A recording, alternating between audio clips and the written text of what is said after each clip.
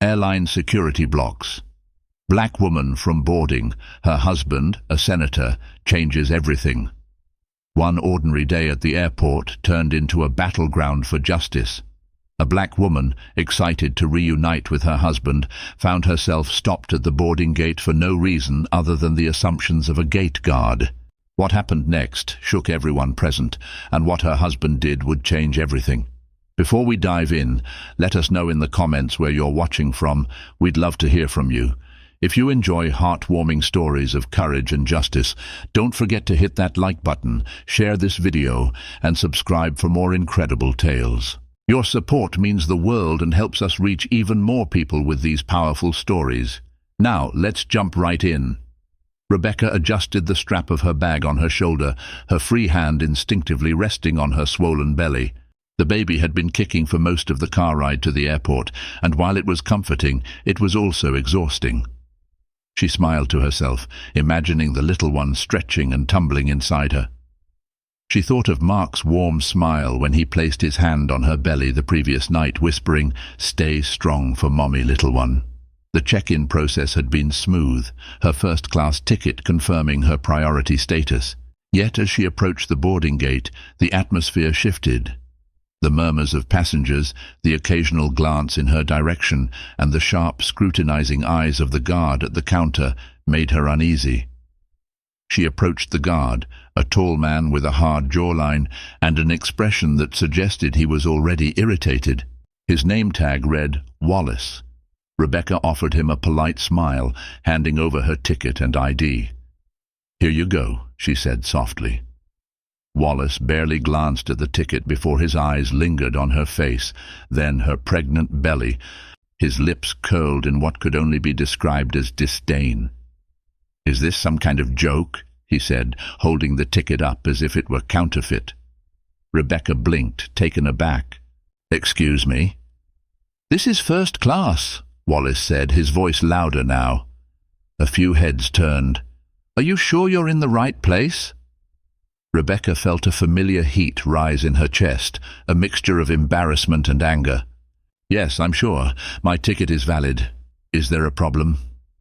Wallace leaned forward, his voice dropping into a condescending tone. "Look, I don't know how you got this ticket, but people try scams all the time. We can't have people like you sneaking into first class." The phrase "people like you" hung in the air like a storm cloud. Rebecca felt her stomach twist. She had dealt with subtle racism before, offhand comments, unspoken assumptions, but this was different. This was direct, pointed, and dehumanizing. Rebecca drew a steadying breath. "I don't know what you mean by that, but my ticket is legitimate. I'd appreciate it if you verified it properly." Wallace smirked, his arrogance on full display. "I don't need to verify anything. You're not boarding this flight until security checks you out." Rebecca's pulse quickened. She glanced around, noticing the growing crowd of onlookers. Some whispered amongst themselves, while others had their phones out, filming the interaction. She felt the weight of their eyes, the judgment, the silent question of whether she was in the wrong.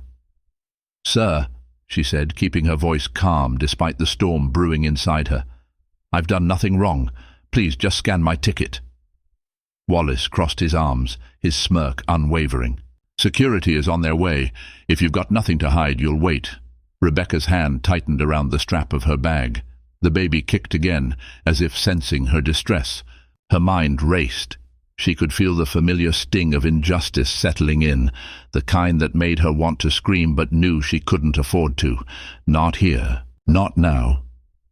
She reached for her phone, dialing Mark. The phone rang twice before his deep, reassuring voice answered. "Rebecca? Everything okay?" "No," she said quietly, her voice trembling despite her effort to stay composed. "I'm being stopped at the gate. They're saying my ticket isn't valid." "What?" Mark's voice hardened. "Who's stopping you?" "The guard," she whispered, glancing at Wallace, who now spoke with another airport employee. "He's accusing me of sneaking into first class." "Mark, it's humiliating." There was a brief silence on the other end before Mark spoke again, his tone resolute. "Stay where you are. I'll be there as soon as I can. Don't let them move you." Rebecca nodded, even though he couldn't see her. "Okay." As she ended the call, Wallace returned, his smug expression intact. "Security will sort this out," he said, folding his arms again. "Until then, you're not going anywhere." Rebecca met his gaze, her own steady and unyielding. "You're making a mistake," she said softly but firmly, "and you'll regret it." Wallace chuckled, a low, mocking sound. "We'll see about that." Rebecca lowered herself into a nearby chair, her hands protectively cradling her belly. Her heart was racing, but she forced herself to breathe slowly, evenly. She could feel the weight of her unborn child and the hope she carried within her. She wasn't just fighting for herself. She was fighting for the world she wanted her child to enter, a world where dignity and justice weren't privileges, but rights. The guard didn't know it yet, but he was about to meet a force he couldn't reckon with. Rebecca sat quietly in the stiff airport chair, her hands folded over her belly. Around her, the murmurs of the gathered crowd ebbed and flowed like an uncertain tide. She could feel the tension in the air, the weight of unspoken judgment. Her fingers idly traced the curve of her stomach as she focused on her breathing. Each inhale and exhale was a small rebellion against the rising storm inside her chest. The guard, Wallace, remained at the gate podium, arms crossed in an exaggerated show of authority. He occasionally glanced at her, his expression a mix of arrogance and dismissal. Behind him, another uniformed security officer had joined the scene, whispering with Wallace as if discussing a criminal case. Rebecca saw the subtle gestures, the sidelong glances toward her, the occasional nods of agreement. She wasn't a person to them, just a problem to be dealt with. The baby kicked again. Rebecca flinched slightly, instinctively pressing her hand to the spot. "I know, little one," she murmured under her breath, her voice barely audible over the din of the terminal. "It won't be much longer, I promise." But even as she said the words, doubt began to creep in. Would this end quickly? Or would she be dragged through a long, humiliating ordeal before anyone believed her? Her phone buzzed in her lap, jolting her from her thoughts. She picked it up to see Mark's name flashing on the screen. Relief washed over her like a cool breeze. "Mark," she said softly, keeping her voice steady.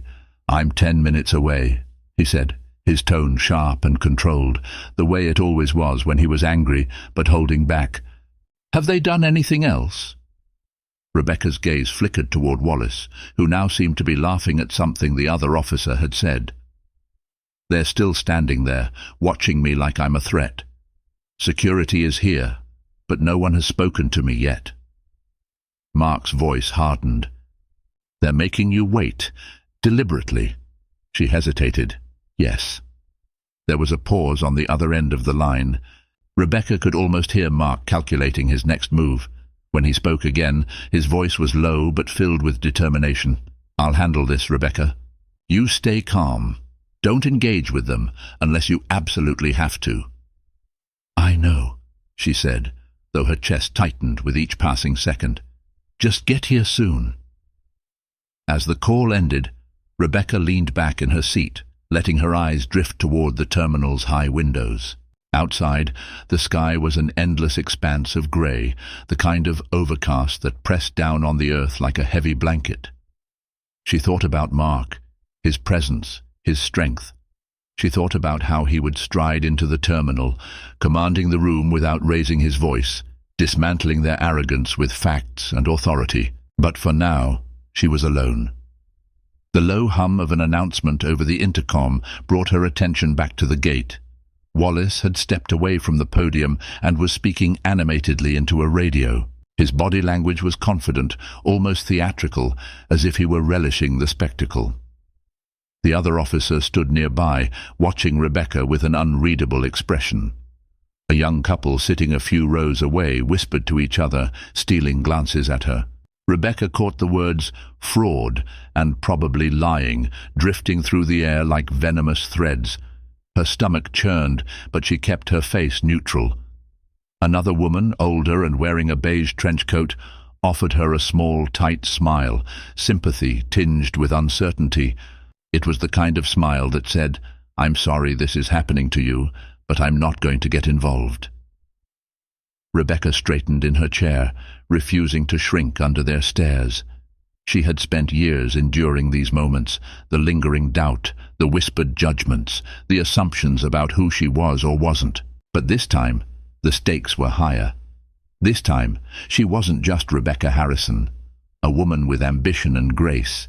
She was a mother, carrying a future that deserved better than this. Wallace returned to the podium, picking up the microphone for the gate's announcement system. He cleared his throat, his voice loud and pointed as he spoke. "Attention, passengers of Flight 746 to Washington. Due to a procedural review, we will be delaying boarding for a few minutes. We appreciate your patience." The announcement was unnecessary, Rebecca knew. It was a show, an attempt to justify the spectacle he had created. She saw passengers exchanging glances, some irritated by the delay, others clearly curious about the procedural review. Wallace placed the microphone down and turned his attention back to Rebecca, his smug expression unwavering. He approached her, standing just close enough to loom, but not so close as to cross a line. "You might as well get comfortable," he said, his voice low enough that only she could hear. "This might take a while." Rebecca looked up at him, her eyes steady and unflinching. "I'm not going anywhere," she said firmly. Wallace's smirk faltered for a fraction of a second before returning. "We'll see." He stepped away, and Rebecca exhaled slowly, her hands tightening into fists in her lap. The baby shifted again, and she placed a hand on her belly, drawing strength from the life growing within her. Minutes felt like hours. The murmurs around her grew louder, the tension more palpable. Rebecca's gaze remained fixed on the glass doors at the end of the terminal, willing Mark to appear. She didn't need to look at her watch to know time was moving too slowly. Finally, she saw him. Mark Harrison, tall and imposing in his tailored suit, walked through the terminal with a purposeful stride. His dark eyes scanned the room, narrowing when they landed on Rebecca. Rebecca felt her breath hitch, a wave of relief washing over her. For the first time since the ordeal began, she felt a flicker of hope. But even as Mark approached, she noticed the way Wallace's posture stiffened, the way his expression shifted from smugness to something colder.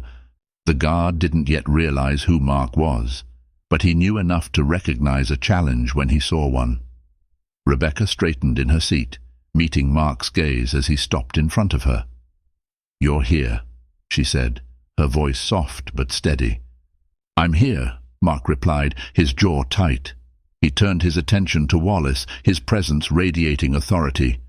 "And now, we're going to get some answers." Mark stood tall, his sharp, calculated gaze locked on Wallace. The terminal seemed to quiet as he stepped forward, his polished shoes clicking against the tiled floor with deliberate precision. His presence was magnetic, commanding attention from every corner of the gate area. Rebecca, still seated, watched him with a mix of relief and apprehension. This was her husband, the man who fought for justice in courtrooms and legislative chambers, but now he was here, fighting for her. Wallace shifted on his feet, the confidence in his stance faltering slightly. He cleared his throat and put on a veneer of authority, though it no longer seemed as assured as before. "Can I help you, sir?" Wallace said, his tone clipped, as if attempting to dismiss Mark's arrival before it began.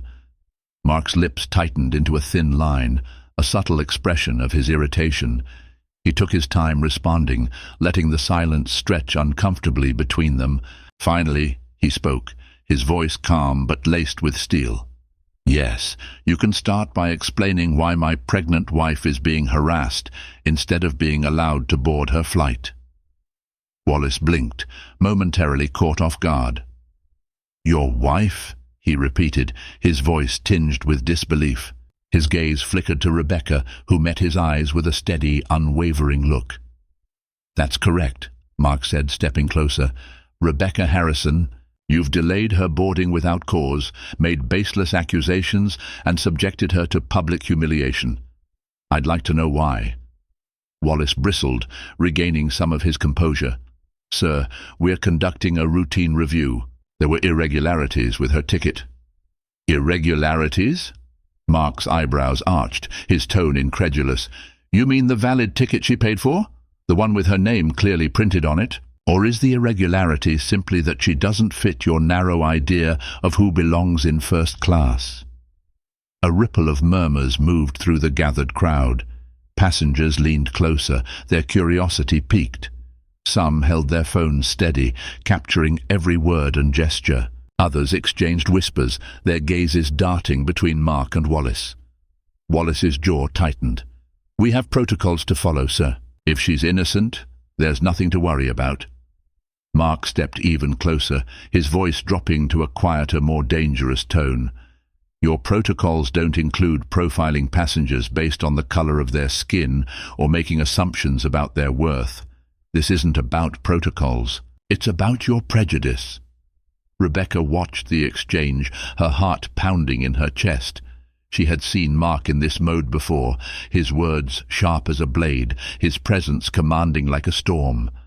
But this time, it was different. This time, it was personal. Wallace glanced around, noticing the growing number of passengers now openly watching. His confidence seemed to waver, but he straightened his posture, doubling down. "Sir, I suggest you calm down. Security is already here and we're just doing our job." Mark let out a short, humorless laugh. "Your job? Your job is to ensure the safety and comfort of passengers, not to act as judge, jury, and executioner for those you've decided don't belong." Wallace opened his mouth to respond, but Mark didn't give him the chance. "And let me be clear," Mark continued, his voice rising just enough to carry across the terminal. "You've not only insulted my wife's dignity, but you've also endangered her and my unborn child by subjecting her to unnecessary stress. This isn't just negligence, it's a blatant abuse of power." The tension in the room was palpable now, thick enough to choke on. Wallace's face reddened, whether from anger or embarrassment, it wasn't clear. He glanced toward the other security officer, who looked decidedly uncomfortable. Rebecca felt a surge of pride and emotion as she watched Mark defend her so fiercely. But beneath that pride was a deep, simmering anger at the injustice of it all, anger that her husband had to step in at all, anger that Wallace still refused to admit his wrongdoing. Mark pulled his phone from his pocket, his movements deliberate. "I've been documenting this entire conversation," he said, holding the phone up briefly before lowering it again. "And I've already contacted airport management. They'll be here shortly." Wallace's eyes widened for a fraction of a second before narrowing. "That's not necessary." "Oh, it's absolutely necessary," Mark interrupted. "And while we're at it, I'd like to see the documentation for this so-called routine review. If you don't have it, I suggest you stop wasting everyone's time and let my wife board her flight." The murmurs in the crowd grew louder, shifting from curiosity to quiet outrage. Passengers whispered amongst themselves, and Rebecca caught snippets of their conversations. "He's right. This is unacceptable. She has every right to be here. They've crossed a line." Wallace seemed to realize he was losing control of the situation. His gaze darted between Mark, Rebecca, and the growing crowd. He licked his lips, clearly searching for a way to regain authority. Before he could speak, Mark took a step back, his gaze sweeping over the terminal. He raised his voice, addressing everyone within earshot. "Racism has no place in our airports or anywhere else. No one, no matter their race, gender, or background, deserves to be treated the way my wife has been treated today. And I promise you this, there will be consequences."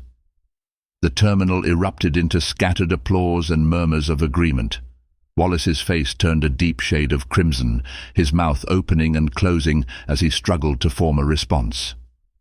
Mark turned back to Wallace, his voice quieter now but no less forceful. "This is your last chance to make it right. Apologize to my wife and allow her to board, or you'll answer for your actions in ways you're not prepared for." Rebecca felt a lump rise in her throat, her emotions swirling in a storm of gratitude, pride, and residual anger.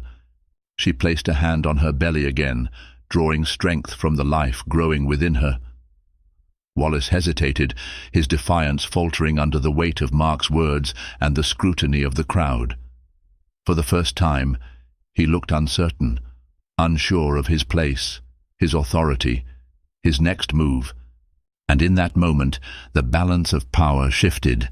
Wallace stood frozen, his once smug expression replaced by a mask of discomfort. The power he had wielded so brazenly mere moments ago was slipping through his fingers, evaporating under the weight of Mark's unwavering presence and the murmuring discontent of the crowd. His hand hovered over the radio clipped to his belt, as if it were a lifeline, though he didn't dare use it. Rebecca watched the scene unfold from her seat, her heart pounding in her chest. She could see the subtle shift in Wallace's posture, his shoulders now slightly hunched, his gaze darting nervously between Mark and the growing throng of onlookers. For the first time since this ordeal began, he seemed to sense the tide turning against him. Mark stood firm, his arms crossed over his chest. He didn't move closer, didn't raise his voice, but his mere presence was enough to command the room. His voice, calm yet unyielding, broke the tense silence. "Well, what's it going to be?" he asked, his words deliberate and piercing. Wallace's lips pressed into a thin line. I need to check with my supervisor," he stammered, his bravado cracking. Mark's brow arched slightly, a flicker of incredulity crossing his face. "You've had all this time, and now you need your supervisor? That's convenient." The crowd's murmurs grew louder, emboldened by Mark's sharp retort. Someone near the back called out, "Just let her board already." Another voice added, "This is ridiculous." Wallace shot a glare toward the crowd, but quickly turned his attention back to Mark, clearly unsure of how to proceed. His fingers twitched at his side, his confidence crumbling under the weight of scrutiny. "Enough," Mark said, his tone final. "No more excuses. Either you allow my wife to board, or I escalate this situation further." Wallace opened his mouth to respond, but the words caught in his throat as another figure emerged from the terminal's side corridor. It was a tall woman in a crisp navy blazer, her badge gleaming under the fluorescent lights. Her stride was purposeful, her expression severe. "Mr. Harrison," she said, addressing Mark directly. Her tone was professional but tinged with unease. "I'm Olivia Grant, the airport operations manager. I understand there's been an issue." Mark turned to face her, his posture relaxing slightly, but his intensity undiminished. "There has been a serious issue, Missy Grant. Your staff has detained my wife without cause, subjected her to racial profiling, and delayed her boarding unnecessarily. I trust you'll handle this swiftly." "Missy." Grant's eyes flicked toward Wallace, who seemed to shrink under her gaze. "Mr. Wallace," she said sharply, her voice slicing through the tense air. "Is this true?" Wallace stumbled over his words, his confidence all but evaporated. I was just following protocol. There were irregularities with her ticket." "That's a lie," Rebecca interjected, her voice steady but firm. All eyes turned to her as she rose from her seat, her back straight, despite the exhaustion weighing on her. "My ticket is valid, and you know it. The only irregularity here is your blatant discrimination." The crowd murmured in agreement, their voices now more emboldened. Several passengers nodded, their expressions sympathetic. Ms. Grant's jaw tightened, and she turned back to Wallace. "Is this true?" she asked again, her tone colder now. Wallace stammered, his gaze darting between Ms. Grant and Mark.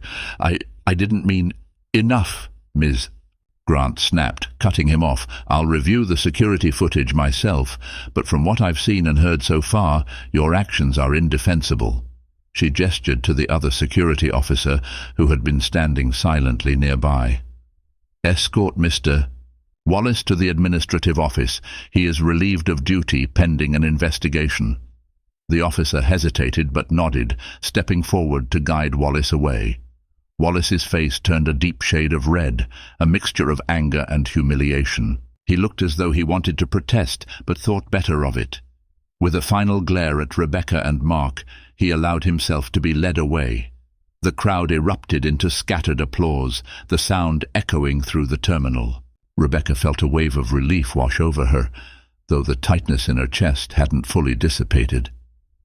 Ms. Grant turned back to Mark and Rebecca, her expression softening slightly. "Mr. and Mrs. Harrison, I deeply apologize for this incident. This behavior is unacceptable, and I assure you it will be addressed." Rebecca met Ms. Grant's gaze, her voice calm but firm. "It shouldn't have happened in the first place." "You're absolutely right, Mrs. Grant said, her tone contrite. "I'll personally ensure that you're escorted to your flight without further delay." Mark nodded curtly. "See that you do, and I expect a full report on how you intend to prevent incidents like this in the future." "Of course," Ms. Grant said. She gestured to another staff member who stepped forward to assist. "Please, follow me." As they walked toward the gate, Rebecca slipped her hand into Mark's, the warmth of his grip grounding her. The whispers and stares from the crowd faded into the background as they moved forward, each step feeling like a small victory. When they finally reached the jet bridge, Rebecca paused, turning to look at Mark. Her eyes glistened with unshed tears, but her expression was resolute. "Thank you," she said softly. Mark placed a hand on her cheek, his thumb brushing away a tear that had escaped. "You never have to thank me for standing by you, always." Rebecca nodded, her lips pressing into a small, grateful smile. Together they stepped onto the plane, leaving the chaos behind, but knowing their fight for justice was far from over. The first-class cabin was quiet, its luxurious atmosphere in stark contrast to the chaotic terminal they had just left behind. Rebecca eased into her seat, letting out a slow, controlled breath as she adjusted her position to accommodate the weight of her pregnancy.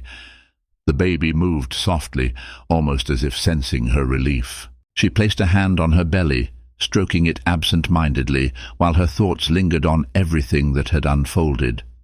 Mark sat beside her, his presence a steady anchor in the turbulent sea of her emotions. His hand rested lightly on her arm, a silent gesture of comfort. The tension in his jaw and the furrow in his brow betrayed the anger he was still holding on to, though he remained outwardly composed. He always did. It was one of the things Rebecca admired most about him, his ability to maintain control even in the face of injustice. But she could feel it, the storm brewing inside him, as real and powerful as the one swirling in her own chest. The flight attendants approached with careful, measured politeness. The lead attendant, a woman with a sleek bun and crisp uniform, spoke softly, her voice dripping with apology. "Mr. and Mrs. Harrison, we are deeply sorry for the inconvenience and distress you've experienced today," she began, her hands clasped tightly in front of her. "We want to assure you that we're here to make the rest of your journey as comfortable as possible." Rebecca looked at her, searching for sincerity in the woman's eyes. She found it, but it felt hollow, too late to erase what had already happened. Still, she nodded politely, unwilling to expend the energy on confrontation. "Thank you," Mark said, his tone curt but civil. His fingers tapped lightly against the armrest, a subtle sign of his lingering frustration. As the attendant walked away, Rebecca turned to look out the window. The runway stretched out before her, a stark grey expanse against the fading light of the evening. The hum of the engines was a low, steady vibration beneath her feet. She let her head rest against the seat, her eyes unfocused as her mind drifted. It wasn't the first time she had faced discrimination. She thought back to her college years, walking into classrooms where professors assumed she was in the wrong place, asking pointedly if she was lost, or the countless times she'd been followed in stores, her presence perceived as a threat rather than a customer. Each instance had left a mark, a small cut on her spirit that she had learned to mask but never fully healed. But today was different.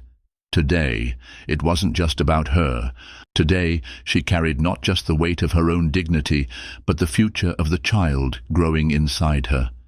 The thought filled her with a fierce, protective anger. "This can't keep happening," she said softly, almost to herself. Mark turned to her, his expression softening. "It won't," he said firmly. "Not if I have anything to say about it." Rebecca looked at him, her eyes searching his face. "You can't fix everything, Mark, no matter how much power or influence you have." Mark's jaw tightened, and he leaned forward, resting his elbows on his knees. He let out a heavy sigh, running a hand through his hair. "I know," he admitted, his voice quieter now. "But I can try. For you, for us, for our child." Rebecca's heart ached at the determination in his voice. She reached out, placing a hand over his. "I know you will," she said gently. "But it shouldn't all fall on you. We can't carry this fight alone." Mark looked at her, his eyes dark with unspoken emotion. "We shouldn't have to fight at all." The plane began to taxi, the engines roaring softly as it moved toward the runway. Rebecca leaned back, closing her eyes for a moment. She thought of Wallace, the way his arrogance had crumbled under Mark's unwavering strength, the way he had looked as he was escorted away. There was some satisfaction in seeing him held accountable, but it didn't feel like enough. It never did.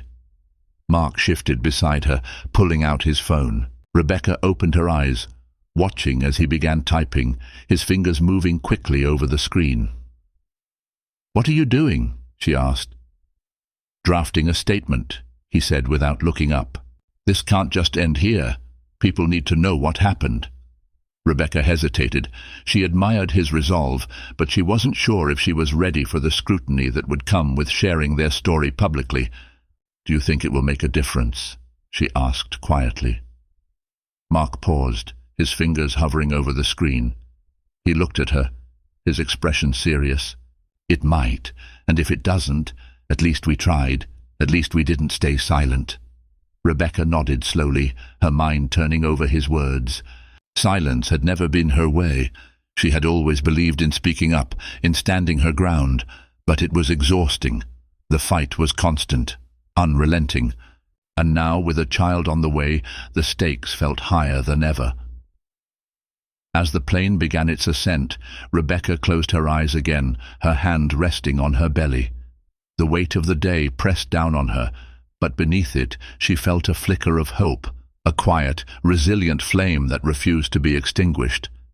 Mark reached over, intertwining his fingers with hers. The warmth of his touch anchored her, reminding her that she wasn't alone. Together, they would face whatever came next. Together, they would fight, not just for themselves, but for the future they wanted to build. The plane leveled out, the hum of the engines steady and soothing. Outside the window, the clouds parted, revealing a sky painted in hues of gold and amber. Rebecca stared at the horizon, her heart heavy but determined. This wasn't the end. It was only the beginning. The cabin lights dimmed as the plane leveled at cruising altitude. Rebecca shifted slightly in her seat, the faint hum of the engines filling the silence between her and Mark.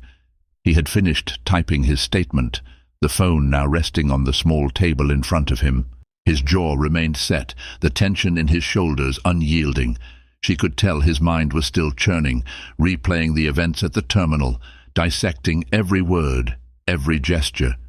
She placed her hand on his, her touch light but steady. "Mark," she said softly, breaking the silence.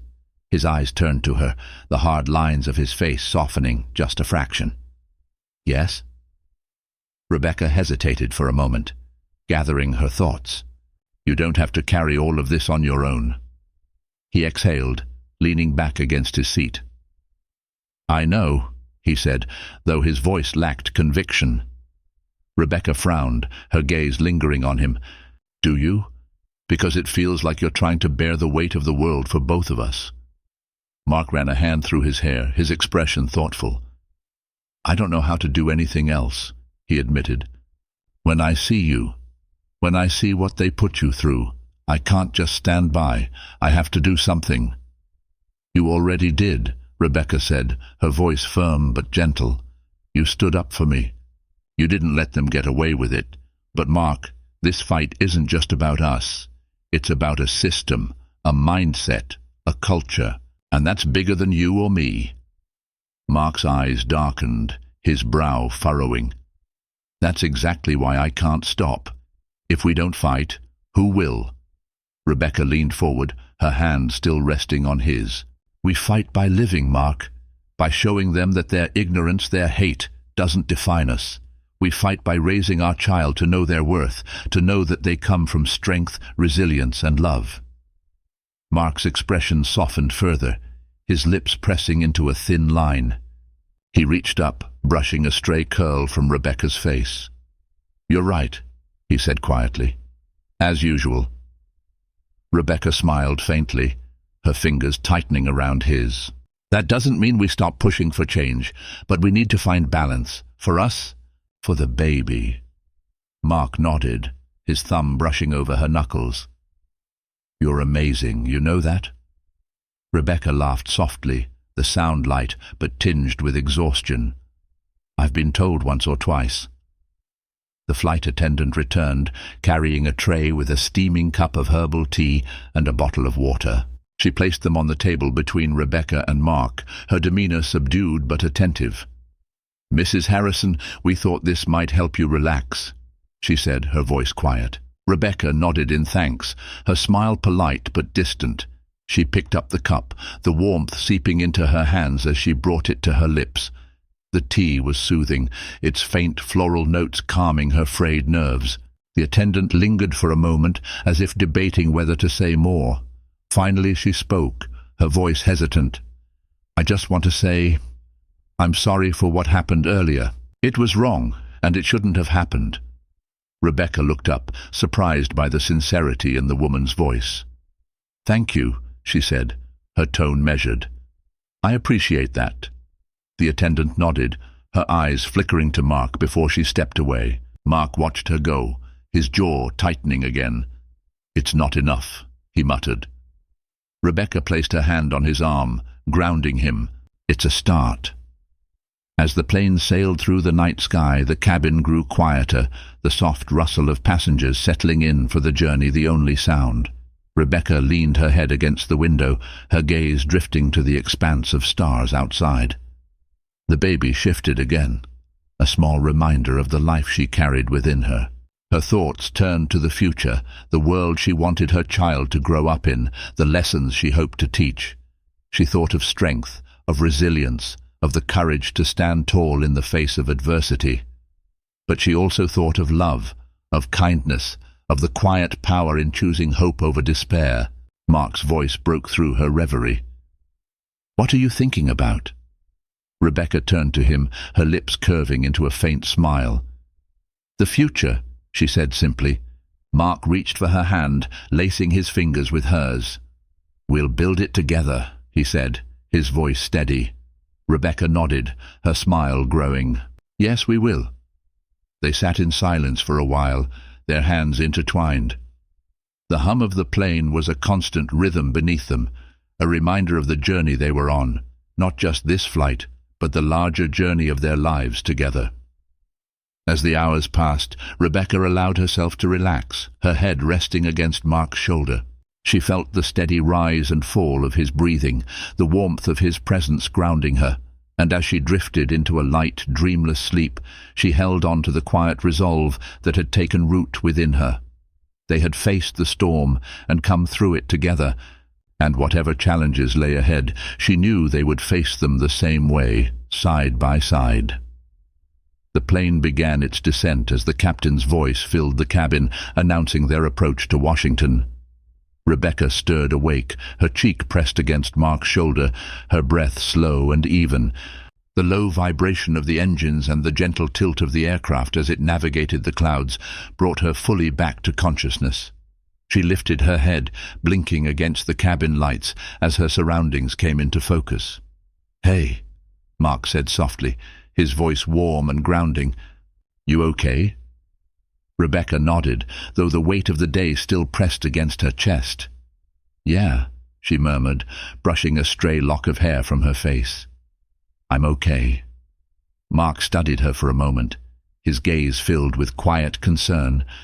"We're almost there," he said, offering her hand a reassuring squeeze. "Then we'll be home." Home. The word felt both comforting and heavy. Rebecca longed for the familiar sanctuary of their house, the warm embrace of its walls, and the quiet reassurance of a space that was entirely their own. But she also knew the reality waiting for them wouldn't allow for complete peace. Not yet. As the wheels touched down on the tarmac with a soft jolt, Rebecca braced herself for what would come next. The plane's slow taxi to the gate gave her time to collect her thoughts, though the knot in her stomach only seemed to tighten. She glanced at Mark, who was already straightening in his seat, his demeanor composed but purposeful. The flight attendant returned to their row as the plane came to a stop, her voice still tinged with the same cautious apology she'd carried earlier. "Mr. and Mrs. Harrison, the airport staff has arranged for an expedited exit. You'll be escorted to your car directly." Rebecca met the woman's eyes, searching for something genuine in her expression. The attendant seemed sincere, but Rebecca couldn't shake the lingering bitterness from earlier. She offered a small nod in acknowledgement, her emotions too complex to articulate in that moment. Mark thanked the attendant curtly, his focus already on the task ahead. As the cabin doors opened and passengers began to gather their belongings, he stood, his movements deliberate. He retrieved Rebecca's bag from the overhead compartment, handling it with care before helping her to her feet. "You ready?" he asked, his voice low but steady. Rebecca took a deep breath, her hand instinctively resting on her belly. "As ready as I'll ever be." The escort through the airport was swift and efficient, though Rebecca couldn't ignore the subtle stares and whispers that followed them. Passengers who had witnessed the earlier confrontation seemed eager to continue the spectacle, their eyes tracking her and Mark as they moved past security and toward the exit. Outside, the air was cool, carrying the crispness of an early evening in Washington. Their car was waiting, a sleek black sedan with tinted windows. The driver stepped out immediately, opening the door for them with a respectful nod. "Welcome back, Senator Harrison, Mrs. Harrison," he said, his voice measured and professional. Mark helped Rebecca into the car before sliding in beside her. As the door closed and the city lights blurred past the tinted glass, Rebecca let out a breath she hadn't realized she'd been holding. The silence between them was heavy, but not uncomfortable. It was the kind of silence that allowed thoughts to settle, emotions to simmer. Rebecca leaned back against the seat, her hand still resting on her belly, her gaze unfocused as the events of the day replayed in her mind. "Are you sure you're okay?" Mark asked, breaking the quiet. His voice was softer now, tinged with a vulnerability he rarely showed. Rebecca turned to him, her lips curving into a faint, tired smile. "I am," she said, though her voice was barely above a whisper. "I'm just processing." Mark nodded, his expression somber. "It shouldn't have happened, any of it." "No," Rebecca agreed, her tone firm. "But it did. And it's not the first time. It won't be the last." Her words hung in the air, heavy with truth. Mark's jaw tightened, his hand clenching into a fist on his lap. "That's what makes it so infuriating, that they think they can get away with it. That people like Wallace are everywhere," Rebecca said, her voice calm but resolute. "But so are people like you, people who stand up, who fight back. That's what matters." Mark's eyes met hers, and for a moment the weight of their shared fight seemed to lift, replaced by something steadier, stronger. "We'll keep fighting," he said, his voice steady. "For you, for our child, for every person who's had to endure this." Rebecca reached for his hand, her fingers intertwining with his. "Together," she said simply. Mark squeezed her hand gently, his gaze softening. "Always." As the car pulled into the driveway of their home, Rebecca felt a wave of relief wash over her. The familiar sight of the house, its warm lights glowing softly in the evening darkness, was a welcome reprieve from the chaos of the day. Mark stepped out first, helping Rebecca as she carefully exited the car. The driver carried their bags to the door, and within moments they were inside, enveloped by the comforting stillness of their home. Rebecca sank onto the couch, her body finally giving in to the exhaustion that had been building all day. Mark knelt beside her, his hands gently resting on her knees. "You need to rest," he said softly. Rebecca nodded, her eyes heavy. "I know." Mark pressed a kiss to her forehead before standing. "I'll make you some tea." As he disappeared into the kitchen, Rebecca leaned back, her head resting against the cushion. The house was quiet, save for the faint clatter of Mark preparing tea. The baby shifted again, a small, reassuring reminder of the life they were building together. Despite the weight of the day, Rebecca felt a flicker of hope, small but steady, like the flame of a single candle in the dark. They had faced the worst, and they had emerged stronger. The fight wasn't over, but they were ready. And as she closed her eyes, letting the warmth of her home surround her, Rebecca knew that together they could face whatever came next. The aroma of chamomile tea drifted into the living room, warm and soothing. Rebecca opened her eyes as Mark walked in, balancing a tray with a steaming mug and a small plate of crackers. He set it down carefully on the table in front of her, his expression soft, yet still tinged with the weight of the day. "Tea and something light to eat," he said, settling onto the couch beside her. "You need to take care of yourself too." Rebecca smiled faintly, lifting the mug and letting the warmth seep into her hands. She took a small sip, the floral notes calming her nerves. "You're taking care of me enough for both of us," she said, her voice quiet but full of gratitude. Mark leaned back, his hand resting on the arm of the couch, his gaze fixed on her. "It's the least I can do. After everything—" Rebecca reached out, placing her free hand over his. "Mark, you did everything right. You stood up for me. For us. That means more than you know." He looked at her, his expression softening further. "I know, but it doesn't stop me from wanting to do more." Rebecca set the mug down, turning her body slightly to face him. "Then we'll do more," she said, "but on our terms, in a way that doesn't consume us. We have to be here for each other, for the baby. That's how we win." Mark nodded slowly, her words sinking in. "You're right," he said, his voice steady. "We fight smart. We fight together." Rebecca smiled, a small, genuine curve of her lips. "Exactly." The next morning, sunlight streamed through the windows, casting warm, golden hues across the room. Rebecca sat at the kitchen table, a notebook open in front of her. She jotted down thoughts and ideas, her pen moving with purpose. The events of the previous day had left her with a fire she couldn't ignore, a determination to channel her pain into something meaningful. Mark entered the room, holding 2 mugs of coffee. He set one down beside her and leaned over to glance at her notes. "What's this?" he asked, his curiosity piqued. Rebecca looked up, her eyes bright despite the exhaustion lingering at the edges.